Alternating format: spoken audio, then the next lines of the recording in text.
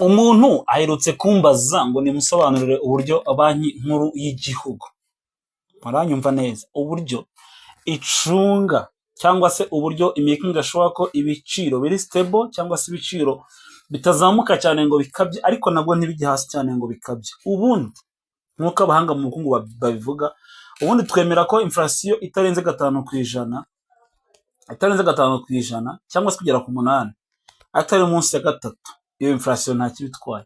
Ibiciro ntibizamuke ngo birenga 8 ariko kandi ntibijye munsi ya 3 niba byagabanyutse. Iki nicyo banki y'u Rwanda nacyo twita price stability. Uyu munsi mu Rwanda imaze ko 14.5%, very alarming. Ariko ntoribaza ngo niba banki nkuru y'igihugu ikintu cya mbere bigomba kureba ari stability y'ibiciro, ikongera kanareba ko ubukungu bw'igihugu budahungabana, ibikora ite? Reka tubivuge mu ijambo rimwe. Ubundi fata BNR cyangwa se banki nkuru y'igihugu nk'umushoferi, ni nk'umushoferi. Noneho urebe ubukungu nk'imodoka iri mu muhanda, ntumara kubyumva gutyo biroroha. BNR niba ari umushoferi ikaba ifite imodoka yitwa ubukungu, igomba kubikontorora ikoresheje ibintu bibiri, icyitwa fer na accelerateur. Iyo inflation igiye hejuru twabifata nk'igihe n'ubundi ku muntu wacu cyangwa se ku mucuruzi twabifata nk'igihe n'undi wa mushoferi wacu n'ubundi abona umuvuduko uri hejuru, sibyo? BNR ikoresha fer ya BNR rero ni iki? Fer ya BNR yitwa central bank rate cyangwa se ikiguzi banki nkuru y'igihugu igurizaho aya mabanki y'ubucuruzi amafaranga. Kari amabanki y'ubucuruzi amafaranga akoresha na ya BNR cyangwa se niho bari.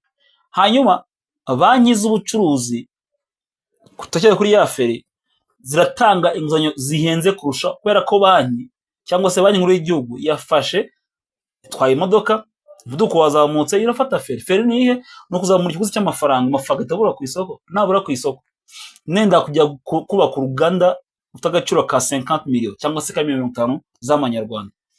Ese niba inguzanyo kuzishyura kuri rate ya 12 n'urugero bagize nka 15% ku mwaka, ngiye nk'umushoramari warugiye gusoreza 50, simaza nkabitekerezaho, ndabitekerezaho nigarura bisobanuye ko nyine amafaranga yagomba kuzenka mu baturage bakoze inkoresha nishyura batandukanye ntabwo bakiri kuyakoraho. Bigenze bite rero?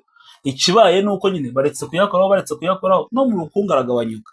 BNR yakoze akazi kayo, icyo gihe pressure ku biciro iragabanyuka, nubwo yari imwe mu buryo bukoreshwa atari bwo buryo bwonyine kugira ngo dukontorore cyangwa se ducunge imizamukire y'ibiciro mu bukungu. Hanyuma iyo inflation igiye hasi cyane, ni ukuvuga ngo icyo gihe nabwo mu byumve neza ko igiye hasi munsi ya 2, icya mbere ntibikurura abashoramari, ntabwo bikurura abantu kuba nyine basohora amafaranga, of course birumvikana, kubera ko nyine inflation iri hasi bahitamo gusevinga. Ko niba inflation iri kuri 2, nzavuga nturabika nshyire muri banki ndanyungukira 8% kuri saving account mfitemo, bigende bityo. Icyo gihe niba ibona ko inflation yagiye hasi kukabya, ikikoresha n'iki ndakoresha umuriro ya accelerate, ya feri iyireke, ni accelerate iragabanya ya rate itangira amafaranga mu mabanki y'ubucuruzi. Nimara kuyigabanya tubona amafaranga ahendutse y'inguzanyo, namara guhenduka nyine twagiye tubona ibigo n'imiryango bishora imari biza kutotera kuzuma amafaranga no kuyasaba, ubukungu bwihute kurushaho.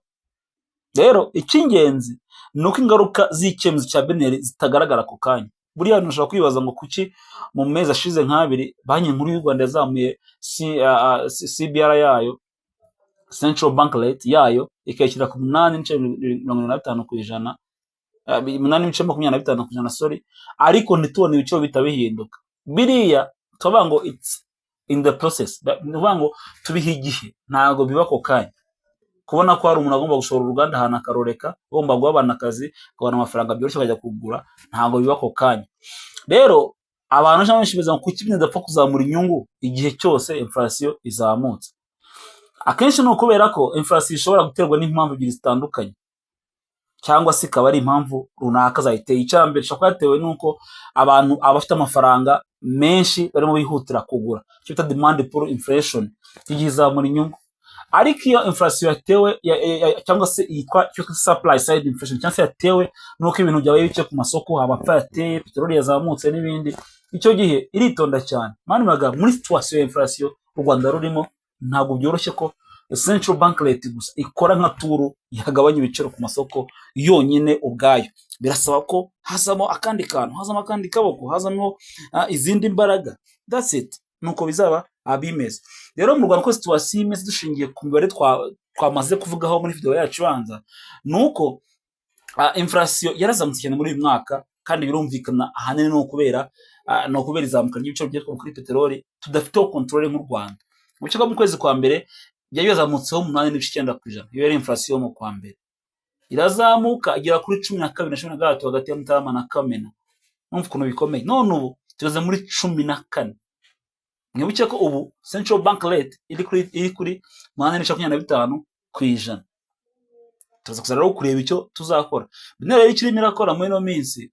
Beneri icyo bivuze iri muri tightening mode, ntabwo ishaka amafaranga azeruka cyane mu buryo inflation yakomeza kwihuta. Ariko ni igisubizo cyiza. Reka turebe. Beneri ishobora kuzamura CBR cyangwa se ya rate iguza amafaranga ndi mabanki, cyangwa se ikayishyira hejuru gato, cyangwa se ikayigumisha hafi yaho iri bingi ubu ngubu mu gihe inflation ikomeje n'ubundi kuzamuka. Ntabwo rero niteze ko Beneri izagabanya inyungu vuba cyane keretse ibiciro bitangiye kumanuka y'amafaranga tugurizaho cyangwa se banki zigurizaho amafaranga. Izakomeza gukurikirana cyane ibiciro by'ibiribwa, exchange rate y'amafaranga y'u Rwanda n'izamuka ry'inguzanyo zitangwa na banki. Irebe se zaragabanutse nyuma ko tuzamuye central bank repo rate cyangwa zirimo ziyongera.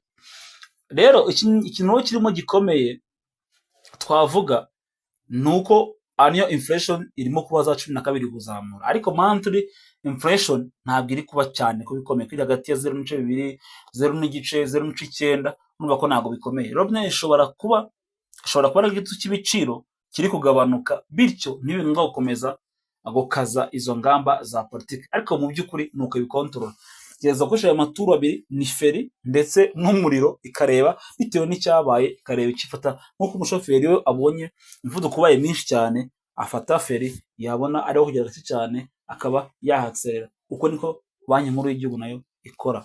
Murakoze.